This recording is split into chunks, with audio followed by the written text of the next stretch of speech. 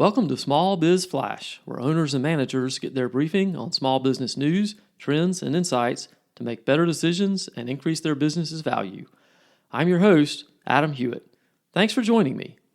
According to a Gallup study, 2/3 of employees are just filling a chair at work, or even worse, are actively disengaged on the job. On today's show, we have the second half of my interview with Mac and Kim Cantrell of 2Impact, a performance coaching and leadership training firm. They'll tell us how to improve our employees' engagement. That's coming up right after the news roundup. All right, let's dive in.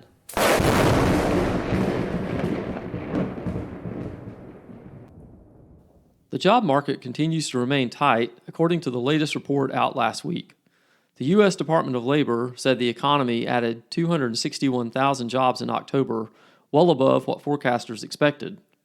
Despite the strong job market, if you're a regular listener to the podcast, you know that many economists, CEOs, and business owners expect an economic downturn is just around the bend. But in spite of expecting rough times ahead, a recent survey of small business owners by Nationwide Insurance found many feel unprepared. 70% of owners believe a recession will begin within the next 6 months, but only 37% said they feel ready for it. Slightly over a third of owners in the survey said they have been negatively impacted by interest rate hikes. Just last week, the Federal Reserve increased its short-term borrowing rate by 0.75%. It was the fourth time this year, and more rate hikes are expected as the Fed tries to tamp down inflation. Though small businesses feel uncertain about the future, consumer desire to support small businesses remains strong, according to a new survey by Thumbtack. 37% of consumers are directing more spending toward small businesses now as compared to last year, and the average consumer is willing to pay a 10% price increase to support a small business over a national retailer.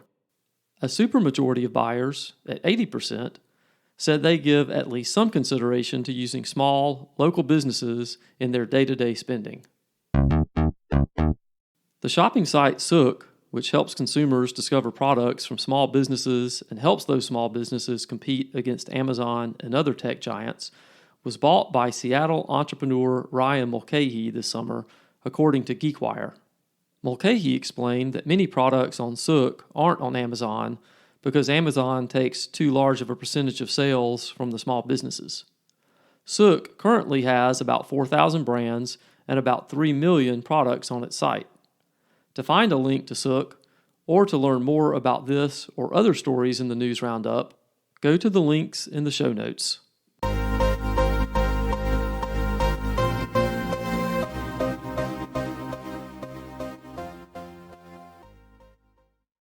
Small business owners, your finances are the cornerstone of your business. You need the bookkeeping pros at SBS Accounting and Advisors to keep your AP, AR, and financial statements on track. For 16 years, the good folks at SBS have been helping owners like you make better decisions and grow their profits. Go to sbsaccountants.com today to set up a free 30-minute consultation. Use the promo code FLASH to get 20% off your setup fee. Again, that's sbsaccountants.com.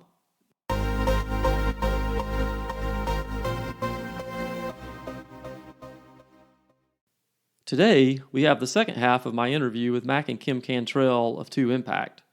If you didn't catch the first half, I would encourage you to go back and listen to last week's episode to get caught up with some background information on the employee engagement problem, and to hear the first method that Mac and Kim suggested for improving employee engagement. This is such an important conversation because we as owners and managers want to have profitable companies, but if our employees are not purpose-driven when they come to work, if they don't have a higher calling other than just earning a paycheck, then they aren't going to be really productive. But there's another reason too. Disengagement has an impact on our employees, and we should want our employees to thrive for their own good. Okay, so with that in mind, let's go listen as Mac and Kim offer us 2 more methods for improving employee engagement. And then another thing that Gallup found that best companies do is that they are consistently upskilling their managers.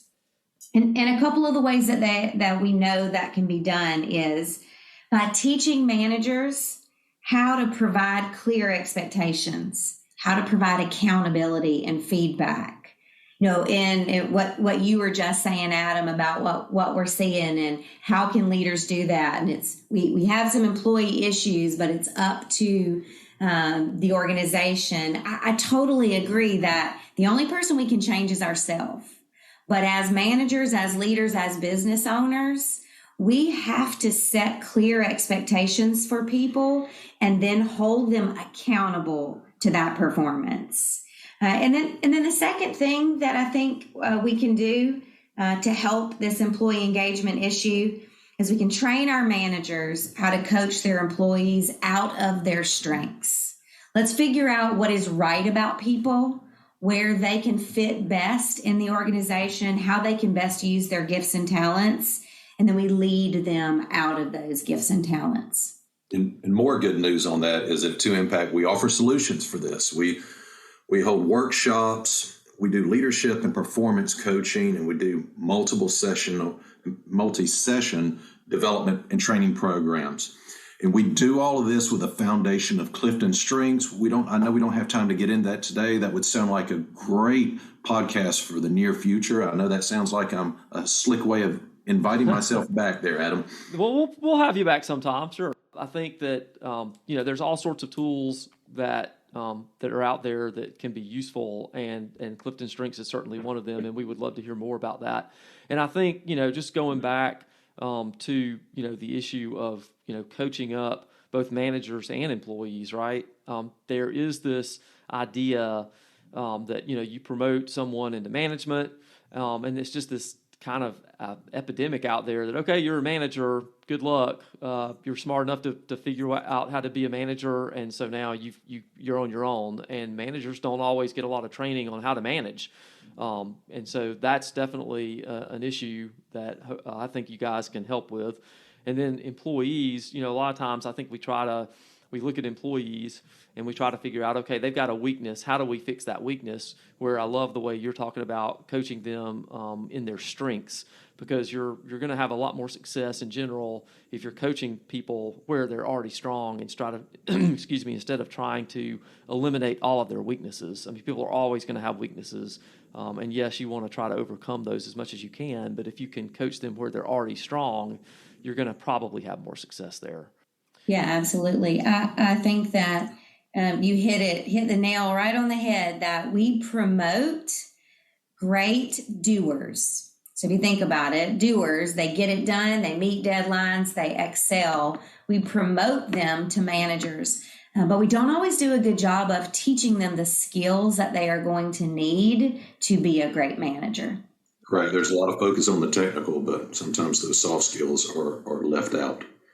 Right. And we know from research that soft skills are so important for just success in general, and for a variety of business purposes too. Well, this has been great, Mac and Kim. Thank you all so much for your time. Really appreciate it. So for everybody listening, we're going to have all the contact information, so you know how to get in touch with Kim and Mac in the show notes for their company, for their LinkedIn profiles, etc. Thanks again for your time. We really appreciate it. Thank you, Adam. Thanks for listening to Small Biz Flash. I'm your host, Adam Hewitt. If you enjoy the show, please help me expand its reach by telling one other person about the podcast. I sure do appreciate it, and I'll see you next week.